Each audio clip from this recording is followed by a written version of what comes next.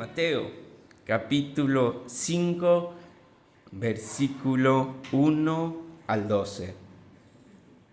Dice: Y cuando vio a las multitudes, subió al monte, y después de sentarse sus discípulos se acercaron a él, y abriendo su boca les enseñaba diciendo: Bienaventurados los pobres en espíritu, pues de ellos es el reino de los cielos. Bienaventurados los que lloran, pues ellos serán consolados. Bienaventurados los humildes, pues ellos heredarán la tierra. Bienaventurados los que tienen hambre y sed de justicia, pues ellos serán saciados.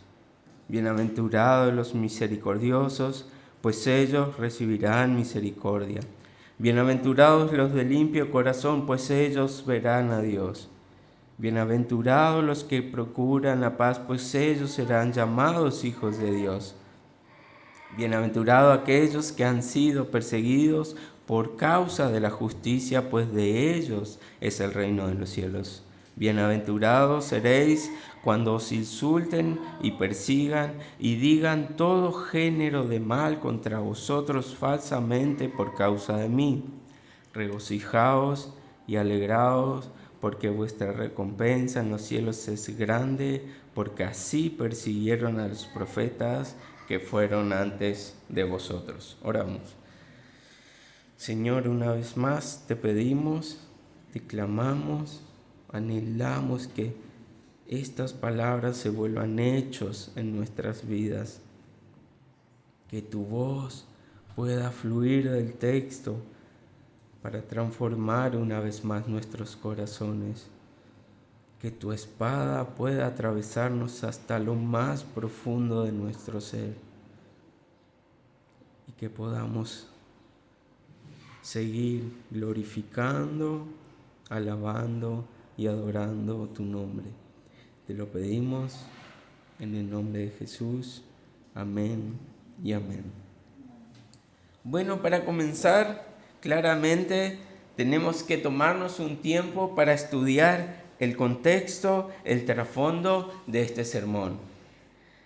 Podemos ver que estaba el pueblo de Israel, aquel pueblo que estaba esperando la promesa de un líder político, un líder militar, para entrar en autoridad al gobierno y volver a poner a Israel como máxima potencia mundial y poder devolverle ese antiguo esplendor que supo tener, como cuando estaba David o como estaba Salomón en esta nación. Pero luego de escuchar el mensaje, el Sermón del Monte, muchos se desilusionaron al ver que este líder simplemente tenía un reino celestial. Su reino era primordialmente espiritual. Entonces todo aquello que ellos deseaban, que ellos esperaban de este rey, había caído por tierra en descrédito y se sentían defraudados porque esto no era lo que ellos esperaban. Luego, aparte del pueblo judío, podemos encontrar 4 grupos religiosos a lo que Jesús con este sermón le está dando respuestas. Encontramos a los fariseos, como ya veníamos viendo, que para ellos la piedad consistía... ¿Me pueden traer un poquito de agua después? Consistía en cumplir hasta los más mínimos detalles en la interpretación a veces confusa de lo que podía ser la ley. Luego tenemos a los saduceos, que también ya hemos visto, con Juan, con Jesús, donde su preocupación solamente radicaba en vivir el presente y no les importaba su futuro. Para ellos la resurrección no existía. Luego también están los esenios, aquellos que buscaban aislarse de la sociedad, aquellos que tenían una idea de ascetismo, que era renunciar a sus placeres materiales, apartarse de todo y vivir una vida solitaria. Y por último, los celotes. Estos eran unos fanáticos que su servicio a Dios consistía en tomar armas y pelear ante el imperio romano en el nombre de Dios. A todos ellos este sermón le iba a dar un mensaje que muchos no les iba a gustar. A los fariseos les hizo ver que la verdadera espiritualidad en este mensaje no consistía en lo externo, no consistía en querer agradar a los hombres llevando un ejemplo de vida, sino debían andar delante de Dios como Él se los pedía y no como ellos imaginaban.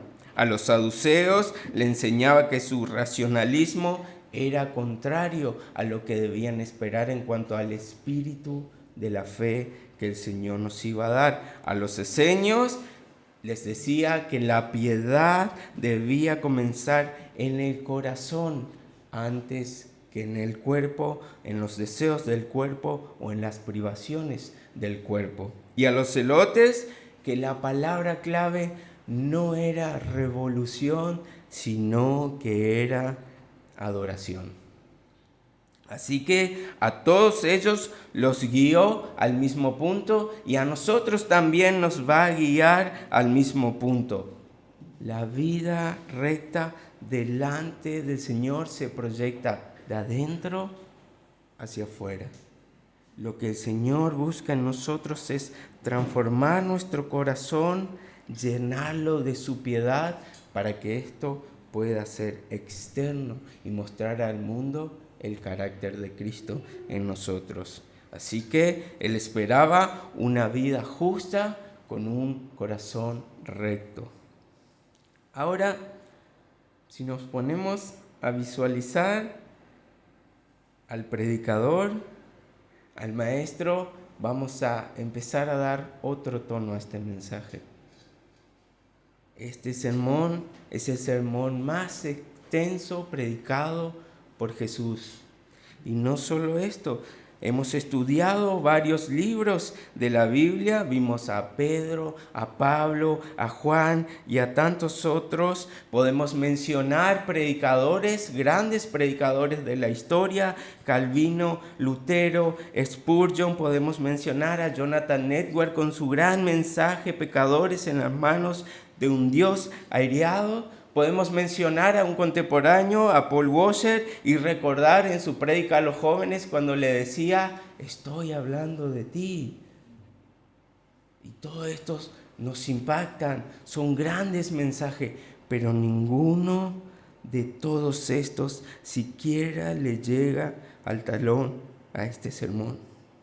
Todas estas grandes prédicas, todos estos grandes hombres no pueden siquiera llegar a los talones de este mensaje.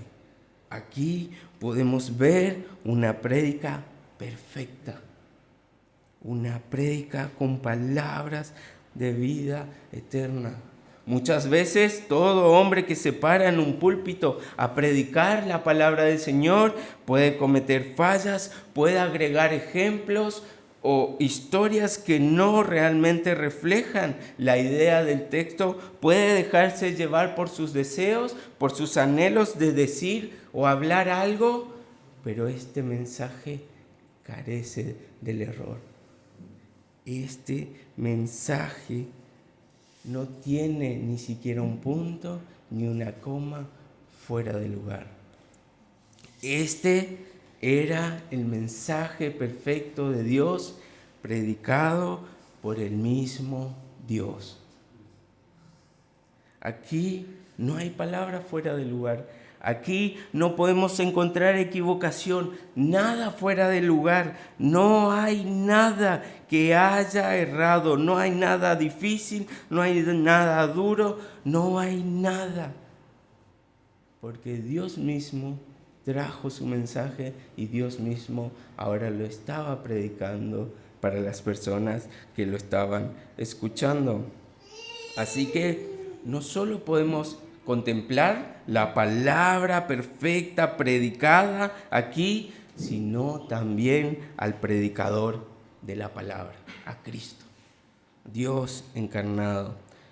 Y no solo podemos simplemente concluir esto y haber visto estos argumentos, entendiendo la historia, el contexto, sino también haciendo alusión a Mateo, capítulo 7, versículo 28, dicen, cuando Jesús está terminando el Sermón del Monte, vamos a ver que el sermón empieza ahora, capítulo 5, y termina en el capítulo 7, versículo 29. Y cuando terminó Jesús de dar este mensaje, dice, las multitudes se admiraban de su enseñanza, porque les enseñaba como uno que tiene autoridad y no como sus escribas. Así que, ¿cómo no temblar y no temer al entregar este mensaje? Que simple hecho de predicar la palabra es hablar del Señor y nunca lo vamos a hacer ni vamos a estar a la altura, pero ahora debemos competir con el mismo predicador que fue la palabra encarnada. Y con esto podemos empezar a ver los detalles y los mensajes que se encuentran en este texto. Podemos ver que el versículo dice, y subiendo al monte se sentó para enseñar. Y este acto de sentarse muestra y denota que este mensaje que se iba a dar era un mensaje formal, un mensaje oficial, porque esta era la costumbre de ese momento. Aquellos maestros, líderes que iban caminando, que estaban parados, hablando con otros, se tomaba buenos consejos, se tomaban buenas palabras, pero no representaba un mensaje oficial. El acto de sentarse para enseñar estaba diciendo, presten atención, aquí va un mensaje serio. Como cuando alguien le quiere dar una noticia seria y le dice, por favor, toma asiento, quiero contarte algo. Como cuando un presidente rueda una cadena de noticias en los medios nacionales y todo lo que diga allí va a estar representado por el peso de su autoridad, el presidente. Pero no es el mismo peso que tiene cuando él en su oficina habla con sus compañeros, con sus técnicos, con sus empleados. No va a tener el mismo peso cuando el presidente hable con su esposa, con sus hijos en su casa. El mensaje va a ser oficial, va a ser un mensaje importante cuando así lo muestren. Y esto era lo que estaba mostrando Jesús al sentarse y empezar a enseñar. ¿Esto es agua? Si era café no me enojaba.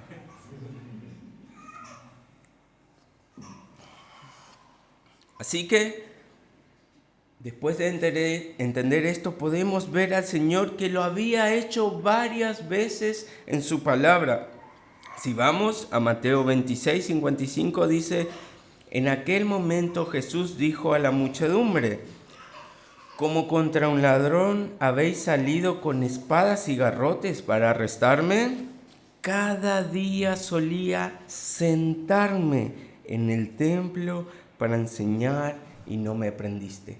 Jesús había dado en su vida, en su ministerio, muchos mensajes importantes. Él vino a transmitir la voluntad del Señor y cada vez que era un mensaje de suma importancia, Él se sentaba en el templo, Él se sentaba en este monte y comenzaba a dar el mensaje oficial desde y en el trono del Señor. Pero otro detalle que podemos notar es que nos menciona un monte. Dice, subiendo al monte, se sentó para enseñar. Ahora, ¿qué monte era? ¿De qué monte se trataba? ¿Dónde está ubicado este monte? Y esas respuestas no las tenemos. Y gracias a Dios, porque muchas veces el hecho de tener estos detalles pueden llevar al hombre a generar idolatría, a generar malas enseñanzas o llevar a alabar a un monte, a un lugar, en vez de aquel que había dado el mensaje allí.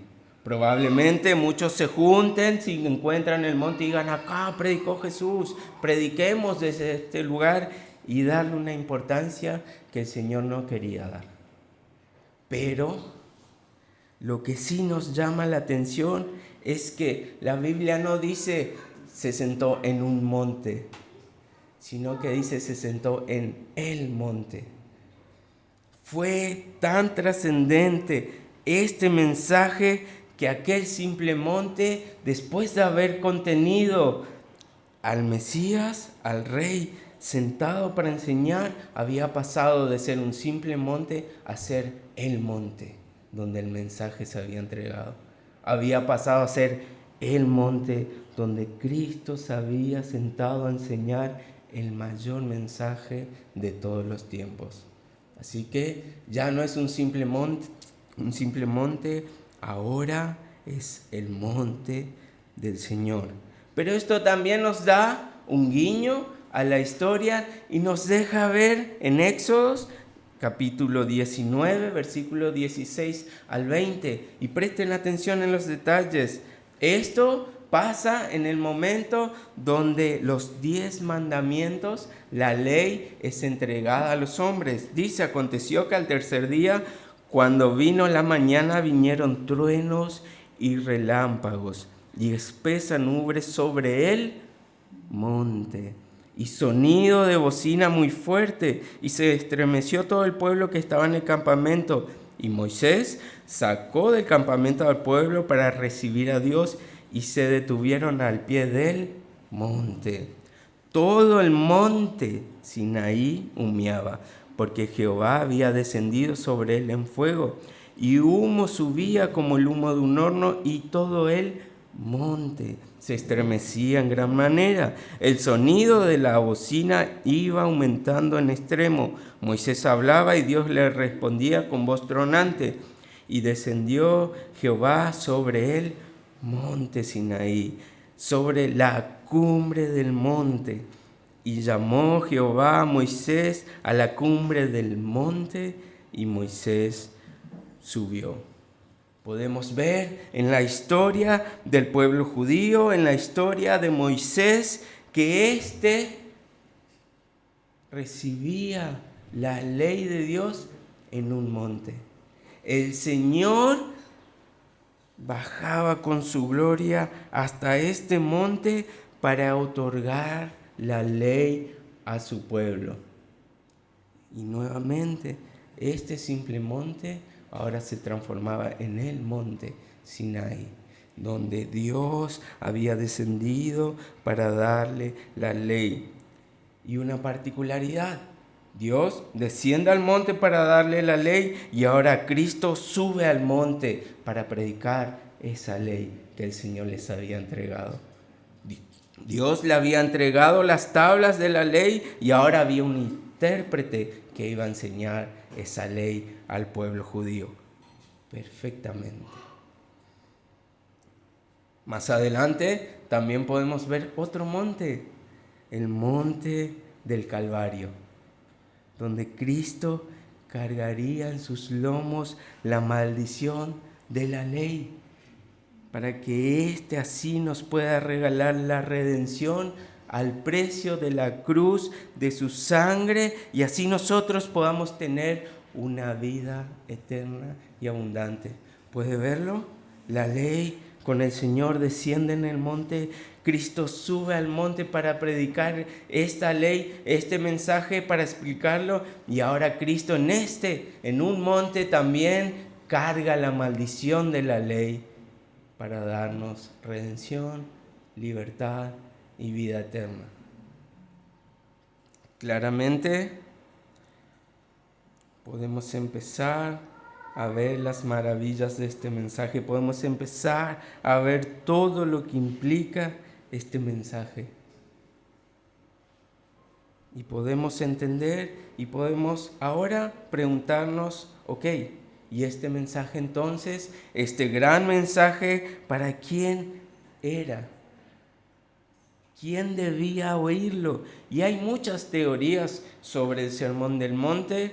Hay menciones sobre el dispensacionalismo, sobre argumentos contra el dispensacionalismo, que si quiere eso lo podemos ver el miércoles. Hoy no vamos a tocar esto. Venga, respondemos las preguntas allí.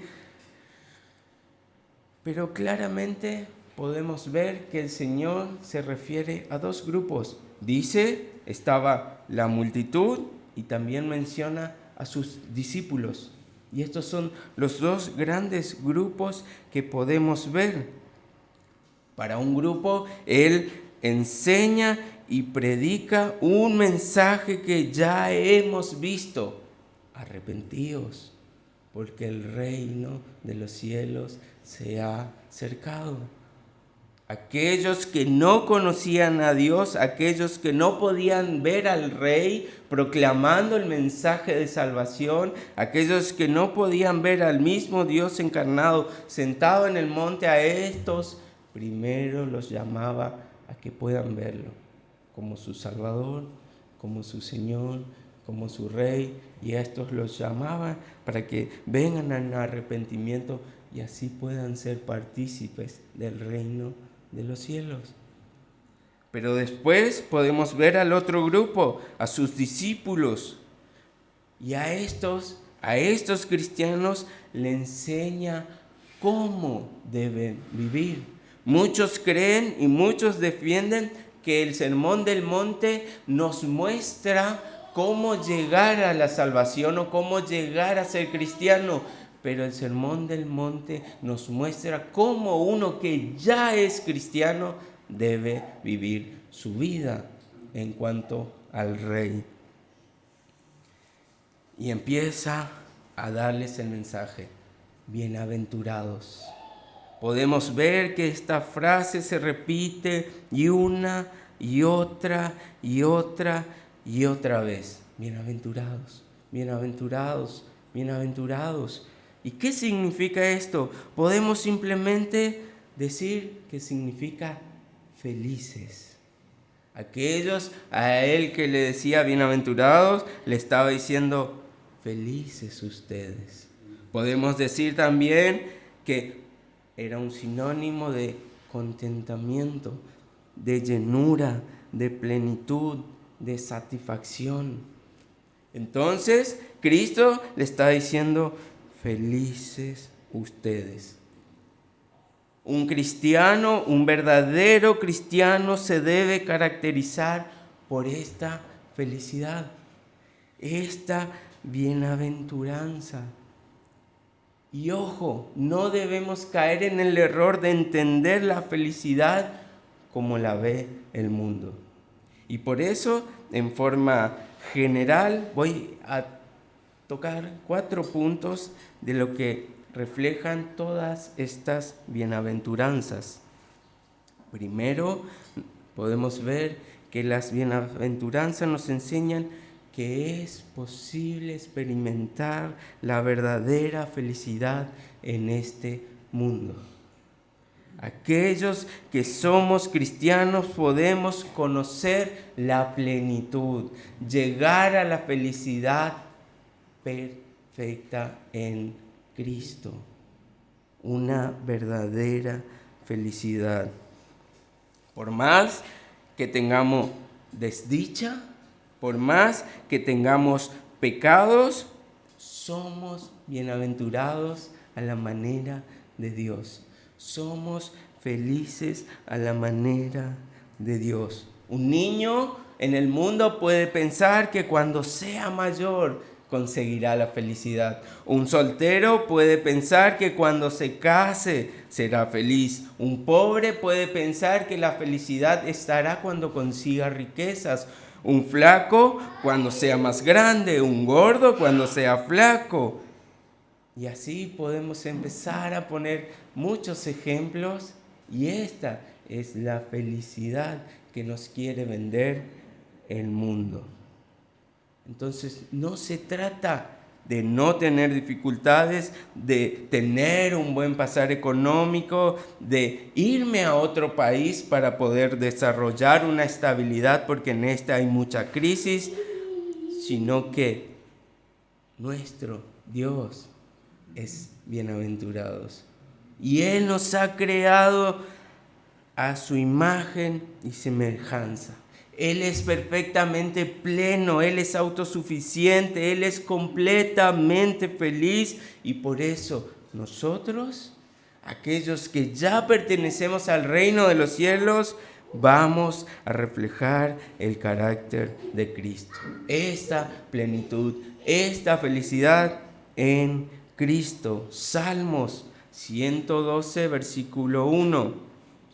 En la versión NBI dice: aleluya, alabado sea el Señor, dichoso el que teme al Señor, el que haya gran deleite en sus mandamientos. Nuestra felicidad entonces depende de la cercanía que tengamos a Dios y de la obediencia que tengamos hacia Él. Esa es la felicidad que el Señor nos promete y que el Señor nos da.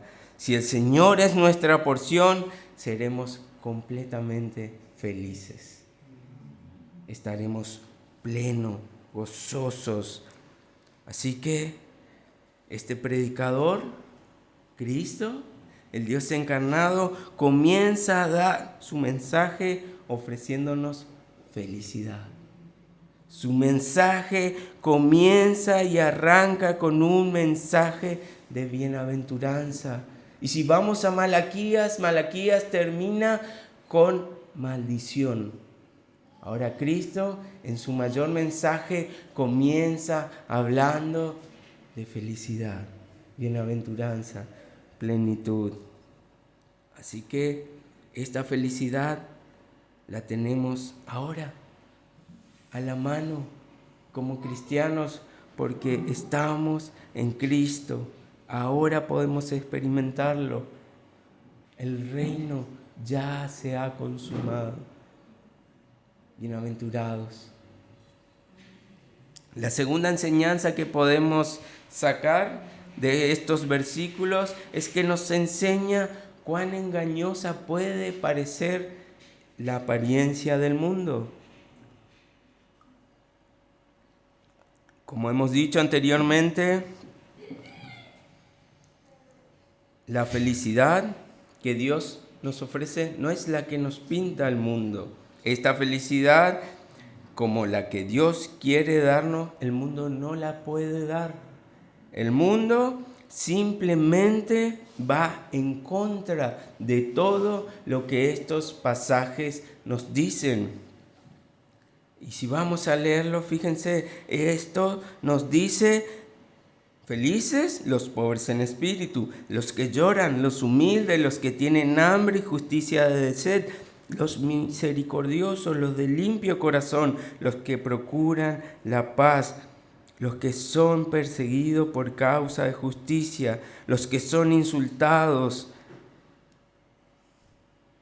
Y el mundo nos dice: los felices son los poderosos, los que consiguen sus deseos, aquellos que tienen un espíritu valiente, que luchan por sus sueños, aquellos que lo consiguen, aquellos que no se dejan guiar por el mundo, egoístas y soberbios. Cuando el Señor nos dice: humildes y mansos de corazón, como fue Él. Los que lloran, los que tienen sed de justicia. Por eso nunca vamos a encontrar la felicidad en este mundo. Por eso nunca vamos a encontrar la felicidad en las cosas materiales de este mundo. Esta es una carnada que Satanás usa para atraparnos. Esta es una carnada que es disfrazada de felicidad, pero cuando caemos ante ella, cuando mordemos el anzuelo, empezamos a sentir dolor, tristeza, insatisfacción, frustración, nos abatimos, perdemos las esperanzas, porque habiendo conseguido aquello que el mundo nos ofrecía con un fin, lo conseguimos, pero el fin nunca llegó. Aquellos que corren tras el dinero, al conseguirlo, empiezan a generar en su corazón desesperanza, angustia, porque todo lo que perseguían lo han conseguido, pero se han dado cuenta que allí no estaba lo que buscaban.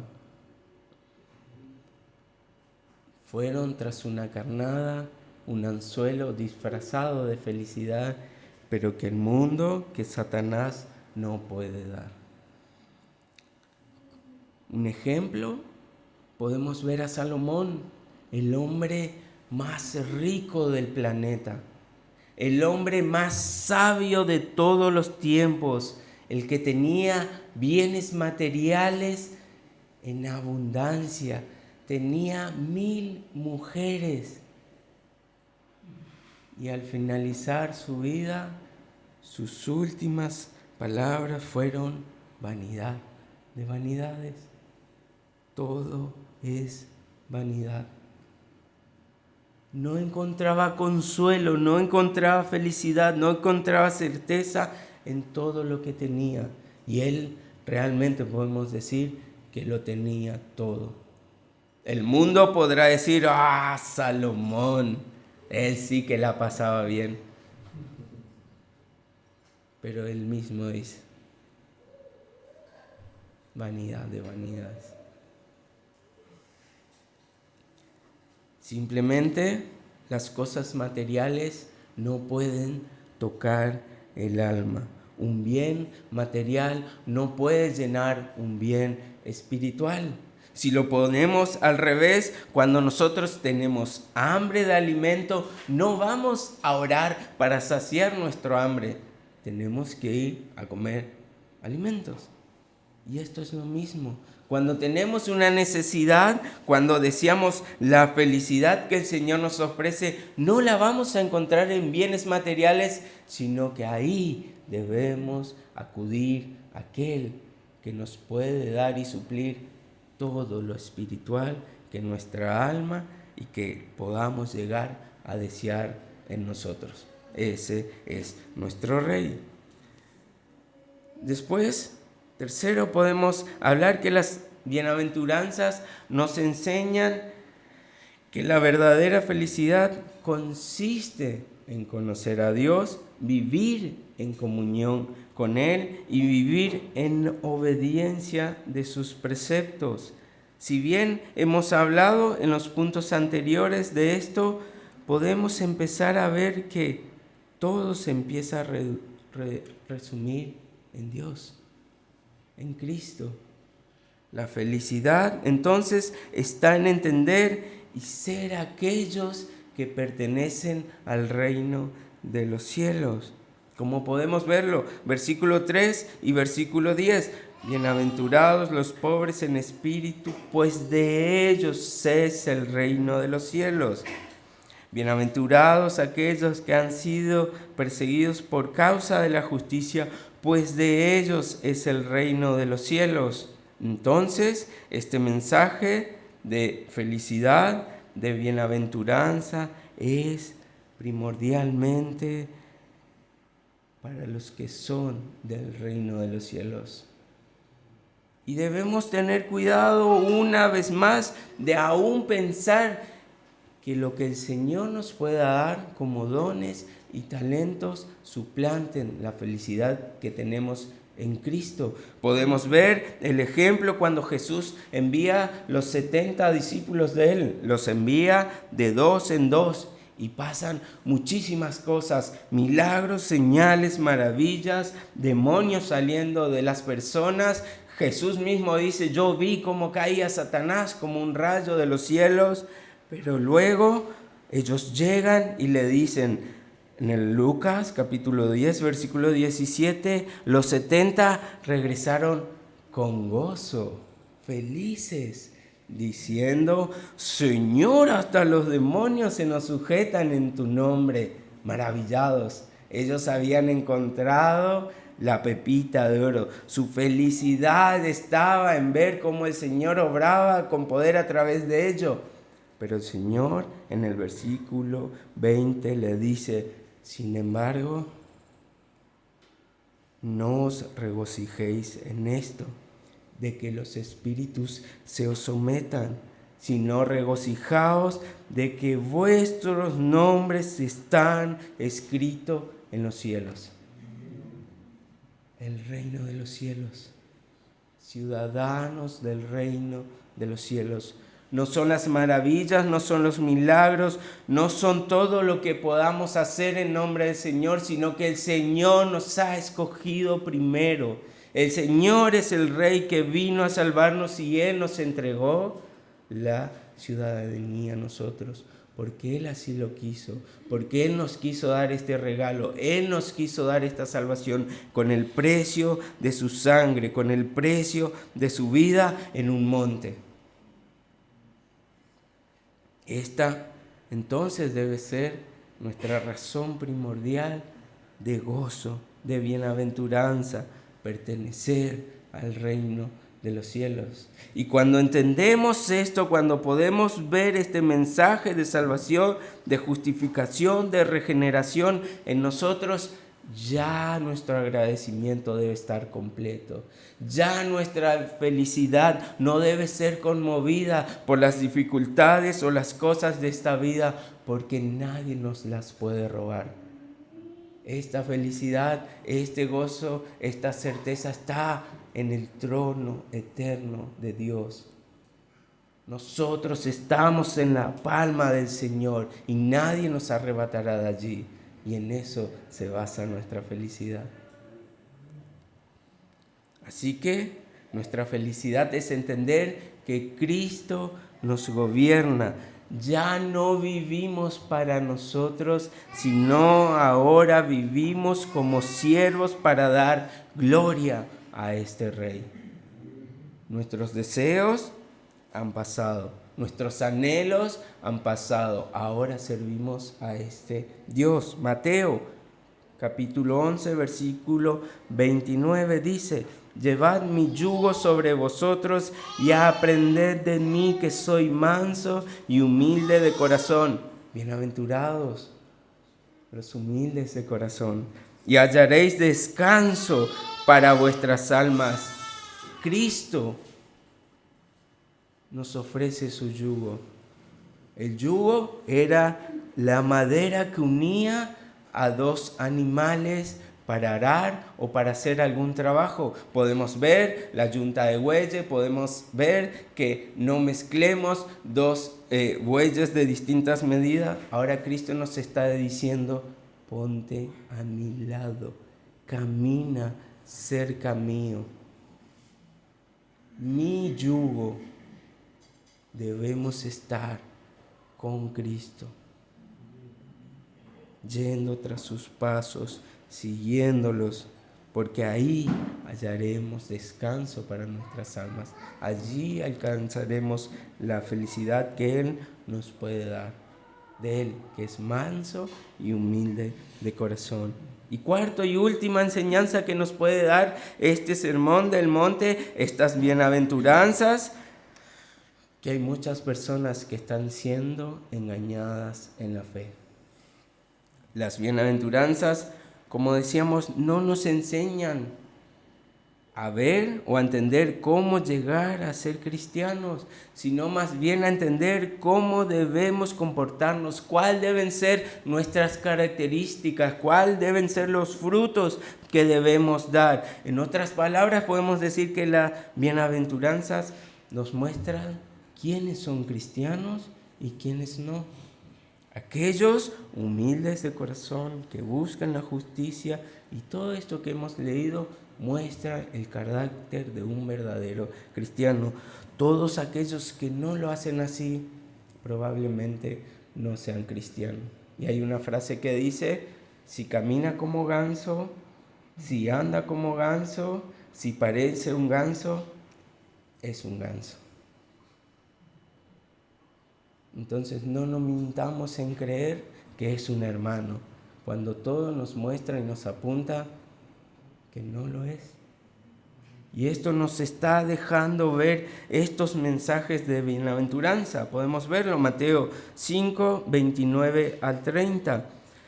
Dice, por tanto, si tu ojo derecho te es ocasión de caer, sácalo y échalo de ti, pues mejor te es que se pierda uno de tus miembros y no que todo tu cuerpo sea echado al infierno. 30. Y si tu mano derecha te es ocasión de caer, córtala y échala de ti, pues mejor te es que se pierda uno de tus miembros y no que todo tu cuerpo sea echado al infierno. Claramente estos versículos se están refiriendo a aquellas personas que llevan una vida completamente carnal. Estos no heredarán la vida eterna. Aquellos que se creen ciudadanos del reino celestial, pero llevan frutos carnales, no son hijos ni herederos del reino celestial. Córtatelo, sácatelo. Mejor es salvarte que llevar una vida natural, pecadora de este mundo. El apóstol Pablo nos dice en Romanos 8:13, porque si vivís conforme a la carne, moriréis. Mas si por el Espíritu hacéis morir las obras de la carne, viviréis. Este es el mensaje. Aquel que no vive mortificando el pecado en uno, difícilmente sea un cristiano. Aquel que no lucha, no pelea y no trata de matar el pecado que hay en uno, probablemente no sea un cristiano que aborrece el pecado porque entiende que esto es abominación para nuestro Dios. Mateo 7, versículo 21 al 23. No todo el que me dice Señor, Señor entrará en el reino de los cielos, sino el que hace la voluntad de mi Padre que está en los cielos. Muchos me dirán en aquel día, Señor, Señor, ¿no profetizamos en tu nombre? Y en tu nombre echamos fuera demonios, y en tu nombre hicimos muchos milagros. Entonces los declararé, nunca os conocí, apartados de mí, hacedores de maldad. Podemos ver casi cristianos poderosos, casi cristianos que daban muchos frutos, pero el Señor le dice, apartaos de mí, hacedores de maldad. Ahora, ¿qué quiere decir? ¿Qué maldad estaban haciendo estos hombres si aparentemente hicieron la obra del Señor, dieron los mensajes, las señales y los milagros que el Señor prometía? ¿Qué hicieron mal? Y en el original, cuando vemos esta palabra maldad, esta significa anomia, que esto simplemente es sin ley. Estos vivían en aparente servicio al Señor, haciendo milagros, pero no se sujetaban a la ley de Dios. Estos que aparentaban ser cristianos vivían conforme a su ley y no a la ley de Cristo. Y al igual que los otros, les decía, no importa que se sujeten los demonios. Preocúpense porque su nombre está escrito en el reino de los cielos. Así que, en conclusión, debemos entender que cuando leemos las bienaventuranzas, el inicio del Sermón del Monte, podemos sacar dos conclusiones según la naturaleza que poseamos. Uno, podemos decir que no vamos a poder cumplir todo esto que el Señor nos manda. No vamos a poder ser esos humildes, mansos, aquellos que buscan la justicia, aquellos que son perseguidos. No lo vamos a poder lograr. Después están aquellos que al escuchar estos mensajes dicen, no, esto es muy pesado, es un mensaje legalista, no debemos hacer exactamente todo lo que nos pide la Biblia, y rechazan el mensaje. Estos no son verdaderos cristianos. Ahora, aquellos que lo leemos y entendemos esto, nuestro corazón nos dice, no vamos a poder lograrlo, pero anhelamos hacerlo, anhelamos pelear cada día para conseguirlo, anhelamos agradar a nuestro Rey, queremos conformarnos a la Escritura, pero una vez más, no vamos a poder hacerlo, no vamos a llenar estos zapatos porque son perfecciones que el Señor nos pide y que solo su carácter podían llenarlo. Nosotros siempre vamos a ser esos pecadores que no llegan a la altura de su Rey, que no llegan a la altura de Cristo. Pero es por eso que Él subió al monte y se entregó en la cruz, para que todo aquello que nosotros no podamos llenar sea su sangre, sea su sacrificio, sea Él quien pague el precio para llenar esto que Él nos pide. Pero ojo, este no es un mensaje para que dejemos y demos rienda suelta a nuestros deseos y digamos con un argumento, no, yo no puedo hacerlo, el Señor me llena. Debemos luchar, debemos mortificar el pecado, debemos ir en busca de esto, cueste lo que cueste, aún no lo podamos alcanzar, debemos seguir buscando. Por eso podemos decir que nuestra salvación no es por obras. Si pudiéramos cumplir todo esto, nos podríamos jactar y decir, lo conseguí, lo logré, denme lo que me corresponde, pero no podemos hacerlo. Por eso el Señor nos dice, es por fe, fe en el Rey, en el Cristo que nos ha nacido, aquel que nos viene mencionando Mateo desde el principio, mostrándonos promesas tras promesas en el cumplimiento de todas ellas para decirnos a Él seguir. Él es el Rey, Él es la promesa, Él es el Dios encarnado, a Él seguir. Él va a llenar todo aquello que nosotros no podamos llenar. Él y en Él el Padre se complace. Este es mi Hijo amado, en quien tengo complacencia. Y nosotros somos coherederos con Él.